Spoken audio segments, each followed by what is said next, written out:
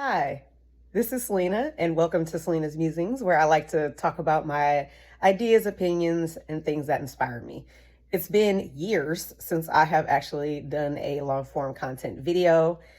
No reason other than life has just been very busy, generally in a very good way. And I wasn't planning to do anything today. In fact, I'm on vacation, which is why this video is just me sitting here holding my phone. But I've been wanting to talk about cultural appropriation versus cultural appreciation and cultural exchange for a long time. And I still do plan to do a video that explores that more deeply. But I wanted to hop on here really quickly and address what I believe are ridiculous claims by some that Beyonce is engaging in cultural appropriation by doing country music. So, listen, I'm not a country music fan or expert, admittedly, but I do know how to read, right? And I also have, Black relatives from the South. And based on, just my general knowledge of Black Southern culture and what I have read about American country music, and I say American country music because it's important to understand that there's actually different genres of country music. Like, we'll get into that in a minute. But Black folks have always been involved and influenced and been a part of American country music. In fact, the banjo itself was created by Black Americans, influenced by instruments in West Africa. The names of some of them are escaping me, but you can look at the ties, it's there, right? Now, it is important to note that, like with many musical traditions and many different forms of cultural traditions across the United States, it's an amalgamation of many cultures. So you got the African influence, you have influence of Scottish and Celtic music, and kind of the bluegrass stuff, which, as far as I understand, was influenced by like Celtic and Scottish tradition and whatnot. And again, I'm not an expert. Y'all can look this up. There's a lot of different cultures that have inspired that particular genre. But I find it really telling that more people have accused a Black woman from the South, from Texas, of engaging in cultural appropriation for, doing country music than Keith Urban, who is from Australia. He is Australian. Like, if you listen to him talk, he has a full Australian accent, right? So the country music awards in America and all that have had no problem embracing him, even though he is not from the United States.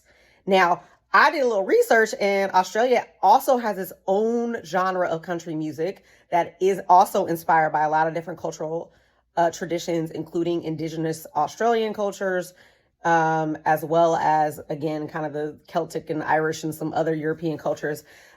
But the fact that folks from, and let's be very clear, white folks from the United States are more embracing of Keith Urban, who is not from the American South, than they are Beyonce, who is from the American South, I think it tells us what we need to know, which is, what is this? It's anti-Blackness.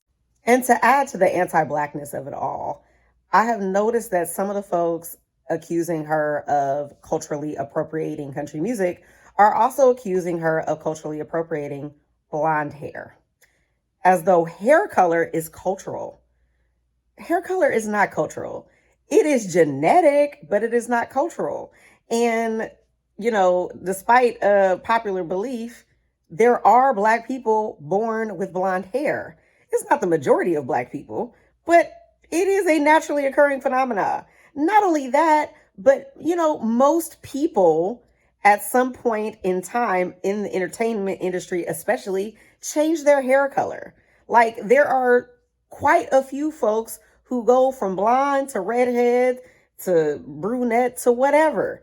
And we don't bat an eye, nor should we, because hair color does not belong to one culture. Now, hairstyles are a different story.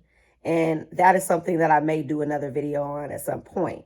That there are some hairstyles that are sacred to certain cultures and all that good stuff. But when it comes to hair color, man, y'all be reaching.